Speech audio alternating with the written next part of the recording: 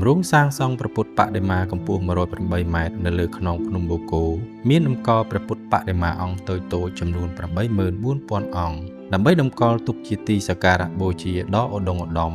នៅតាមជញ្ជាំងខាងក្នុងខឿនក្រោមបល្ល័ង្កព្រះពុទ្ធបដិមាកម្ពស់ 108 ម៉ែត្រ គម្រោងនេះនឹងក្លាយជាទីសក្ការៈបូជាប្រវត្តិសាស្ត្រនៃព្រះពុទ្ធសាសនានៅកម្ពុជា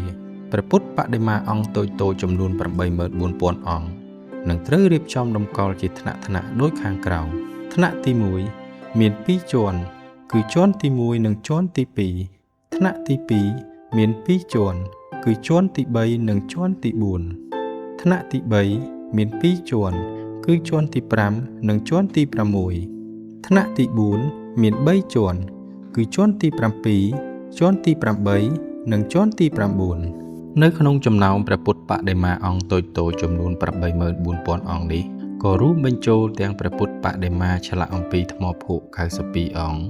ដាក់តម្កល់នៅចំកណ្ដាលផងដែរពុទ្ធបរិស័ទគ្រប់មជ្ឈដ្ឋានទាំងអស់អាចចូលរួមជាចំណែកក្នុងមហាកុសលនេះតាមរយៈការជាព្រះពុទ្ធបដិមាអង្គតូចៗដោយការជាវគឺជាឱកាសដ៏វិសេសលោកអ្នកអាចចរិកព្រះនាមឬឈ្មោះរបស់ខ្លួនឯងផ្ទាល់ឈ្មោះអ្នកមានគុណនិងឈ្មោះមនុស្សជាទីស្រឡាញ់បច្ចុប្បន្នទាំងព្រះសង្ឃនិងពុទ្ធបរិស័ទកំពុងរួមគ្នាចាប់ផ្ដើមជាវព្រះអង្គតូចៗនេះជាបន្តបន្ទាប់យ៉ាងច្រើនកុះករសូមអញ្ជើញចូលរួមជាវនិងកសាងបុណ្យដ៏ឧត្តមឧត្តមនេះទាំងអស់គ្នាសម្រាប់ព័ត៌មានលម្អិតនិងការចូលរួមជាវសូមទំនាក់ទំនងតាមរយៈលេខទូរស័ព្ទនៅលើវីដេអូនេះ